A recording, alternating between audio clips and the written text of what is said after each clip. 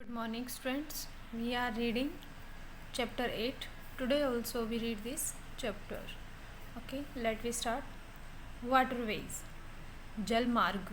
Nearly 71% of the Earth's surface is covered with water. यानी कि लगभग 71% जो हमारे अर्थ का जो सरफेस है, हमारी पृथ्वी की जो सतह है, इज़ कवर्ड, वो घिरी हुई है, ढकी हुई है विद वाटर, पानी के साथ। यानी कि हमारी पृथ्वी का जो सरफेस है वो 71% पानी से घिरा हुआ है, यह पानी उस पर है। The ocean and sea provide a continuous, महासागर और समुंदर प्रोवाइड अ कंटिन्यूस, एक लगातार लिंक प्रोवाइड करते हैं किसके, बिटवीन द लैंड मासेस, भूभाग के बीच में एक लिंक और लगातार एक लिंक प्रोवाइड करते हैं। Raft and the dugout boats were the earliest means of transport. Raft यानी कि पेड़ और जो डग आउट्स जो नावें हैं वो यानी कि हमारे अर्लीस्ट होता है शुरुआती, यानी कि ये हमारे यानी कि शुरुआती परिवहन के साधन थे। देन केम, उसके बाद फिर क्या आता है, देन केम तब आती है sail boat which used the power, जिसमें यानी कि power of the wind to push, यानी कि जिसमें हवा की जो यानी कि पावर ऑफ द विंड थी वो उनको पुश करती है। ठीक है, them from one place to another, एक स्थान से दूसरे स्थान पर। उसके बाद सेल बोट का यूज़ किया गया पावर ऑफ द विंड के साथ, ठीक है, जो उसको पुश करती है एक स्थान से दूसरे स्थान पर। टुडे, आज, we have very big ship, आज हमारे पास बहुत बड़ी बड़ी जहाज़ हैं, फिटेड विद स्टीम और डीजल इंजन, जिसके अंदर क्या फिट किया गया है, स्टीम और डीजल इंजन। ठीक है, जो डीजल इंजन और स्टीम से चलाई जाती हैं। The water bodies from a free highway provide by nature, जो वाटर बॉडीज़ हैं हमारी फ्रॉम अ फ्री हाईवे, वो हमें क्या है कि फ्री, यानी कि बिल्कुल विदाउट कॉस्ट, बिना उसके, यानी कि हमें बाय नेचर प्रकृति ने हमें प्रदान की है फ्री का एक हाईवे, यानी कि हम वाटर बॉडीज़ में किसी प्रकार का रोड वगैरह बनाने की ज़रूरत नहीं होती, free highway. Water transport is very useful for transporting heavy and the bulky goods such as कोयला, आयरन और टिम्बर एट्सेट्रा, यानी कि जो वाटर ट्रांसपोर्ट है वो हमारे लिए बहुत लाभदायक है। वो यानी कि काफ़ी भारी और मोटी जो वस्तुएं होती हैं उनके लिए, उनको भी लेके जाता है, ट्रांसपोर्ट करता है, उनका परिवहन करता है, जैसे कोयला है, आयरन है और timber etcetera. Over long distance, काफ़ी लंबी दूरी तक। The carrying capacity of the modern ship, यानी कि जो कैपेसिटी है, जो उसकी कैरिंग वस्तुओं को ले जाने की जो capacity of the modern ship, जो आधुनिक जहाज़ हैं उनकी जो capacity is much greater than that a truck. ठीक है, यानी कि एक ट्रक से भी ज़्यादा होती है। और अ रेलवे ट्रेन से और ट्रक से उस शिप की है वो जो कैपेसिटी है सामान ले जाने की वो ज़्यादा होती है। द ओनली ड्रॉबैक, केवल एक ड्रॉबैक, कमी है, और water transport is slow speed, is it's slow speed, इसकी एक ही ड्रॉबैक है, एक ही कमी है, वो है कि इसकी जो स्पीड है वो कम है। इस परिवहन यानी कि जल परिवहन की जो स्पीड है, जो गति है वो कम है। This is compensated by the low cost of transport, यानी कि दिस इज़ कंपनसेट, यानी कि भरपाई, इसकी भरपाई परिवहन को कम लागत से करती है, यानी कि इसकी जो भरपाई है वो परिवहन की कम लागत से होती है। यानी कि इसने कहा कि स्लो स्पीड है, इसकी जो भरपाई है वो कौन करता है, इसकी लो कॉस्ट, यानी कि इसमें जो लागत है वो कम आती है। Transport by water compares inland waterway and ocean route, यानी कि जो ट्रांसपोर्ट है वो यानी कि हमारा, यानी कि हम कहेंगे कि भी जो जल द्वारा जो परिवहन में अंतर्देशीय जलमार्ग और महासागरीय मार्ग हैं जो वो शामिल हैं। वाटर ट्रांसपोर्ट हैज़, यानी कि जल परिवहन has played an important role in man's life since ancient time, यानी कि प्राचीन समय से ही मनुष्य के जीवन में महत्वपूर्ण इसका रोल है, वो यानी कि जल परिवहन का, ठीक, काफ़ी महत्वपूर्ण रोल रहा है। It continues to be a vital part, यानी कि यह लगातार, यानी कि काफ़ी विस्तृत, यानी कि जो हिस्सा है ऑफ द ट्रेड, व्यापार का, and the commerce in the world, यानी कि हम कह सकते हैं कि यह दुनिया में व्यापार और वाणिज्य का महत्वपूर्ण हिस्सा बना हुआ है।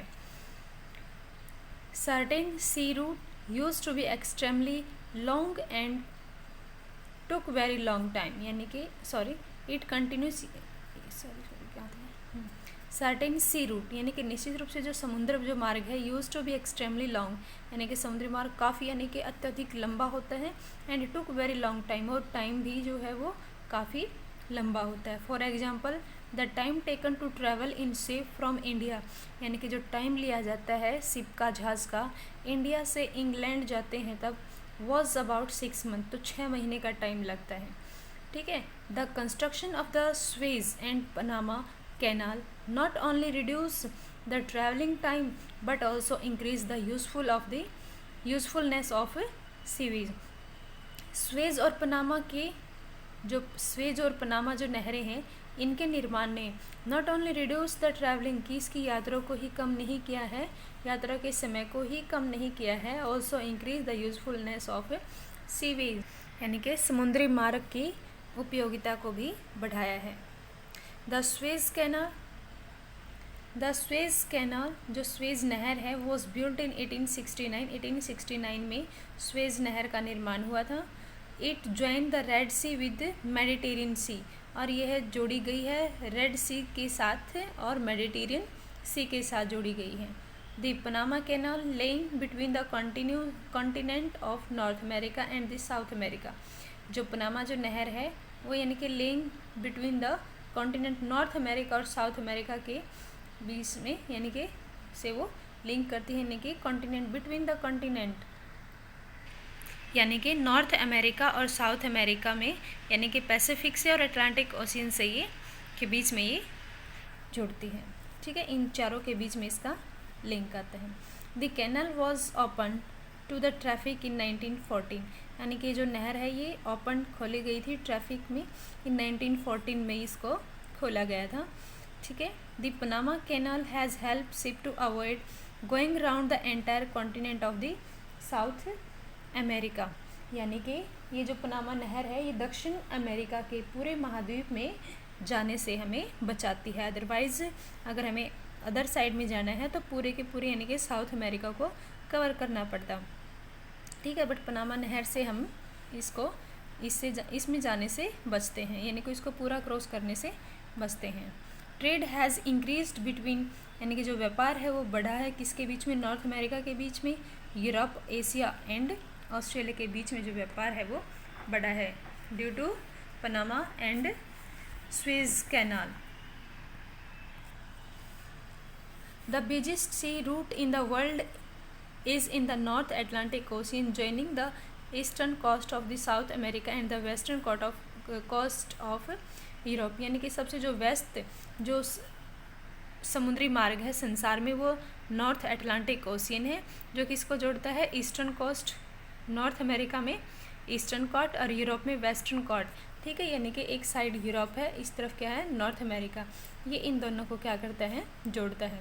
This route provide link between the highly industrial part of the world, ये संसार के जो सबसे ऊंचे सबसे बड़े जो इंडस्ट्रियल हैं उद्योग हैं उनको भी जोड़ता है, उनके दोनों मार्गों को भी दोनों के बीच के जो मार्ग है उनको जोड़ता है या प्रदान करता है, लिंक प्रोवाइड करता है।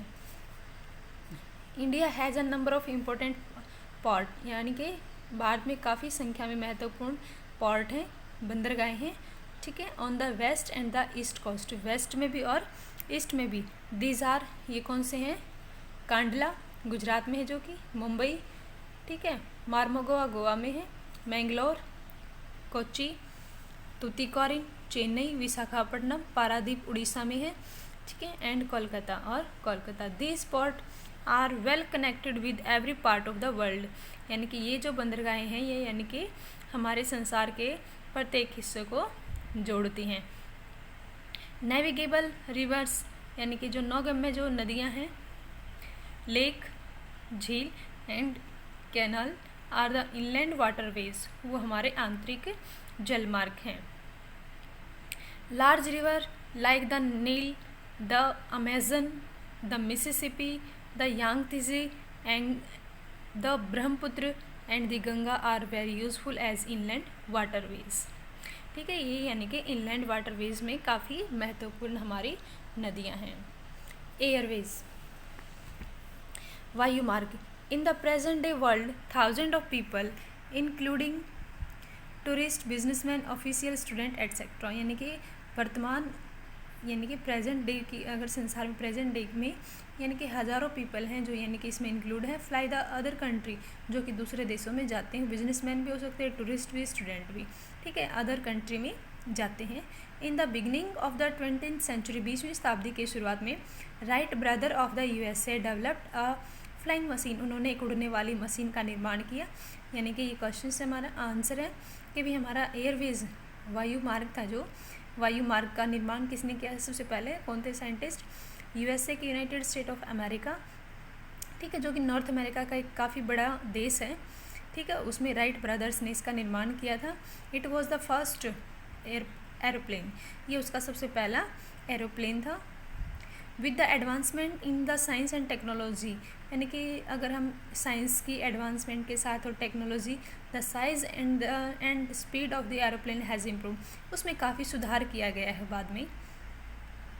Today the air travel is quick, यानी कि आज अगर हम हवाई यात्रा है वो हमारी काफ़ी तेज़ है, सेफ़ है, सुरक्षित एंड कम्फर्टेबल, आरामदायक भी है।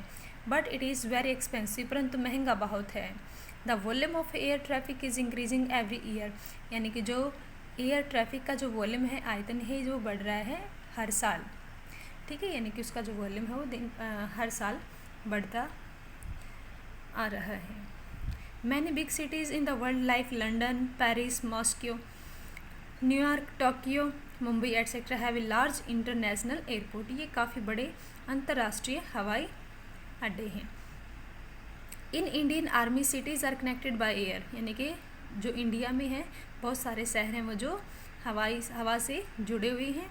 Most of the domestic traffic is control by Indian airline, यानी कि भारतीय एयरलाइन के साथ कुछ हमारे डोमेस्टिक ट्रैफिक है, घरेलू जो ट्रैफिक है वो इसके द्वारा ही नियंत्रण किए जाते हैं। किसके द्वारा, इंडियन एयरलाइन के द्वारा। All the countries of the world are connected by air services, यानी कि जो all the countries of the world, संसार के जितने भी देश हैं सभी देश आर कनेक्टेड, जुड़े हैं बाय एयर सर्विसेज, हवाई सेवाओं से ही वो जुड़े हुए हैं। बिकॉज क्योंकि हम इसमें बहुत ही जल्दी यानी कि उसको कवर कर लेते हैं, यानी कि बहुत जल्दी, यानी कि fastest means of transport. Goods are also transported by the air to almost every part of the world, यानी कि जो वस्तुएं हैं उनका भी ट्रांसपोर्ट किया जाता है संसार के प्रत्येक हिस्से में। बट इसमें हैवी और बुल्की जो गुड्स हैं उसको हम नहीं लेके जा सकते, जो एक्सपेंसिव जो गुड्स हैं उन्हीं को हम सिर्फ लेके जा सकते हैं, ठीक है। तो आप chapter is completed. Okay, thank you, have a nice day.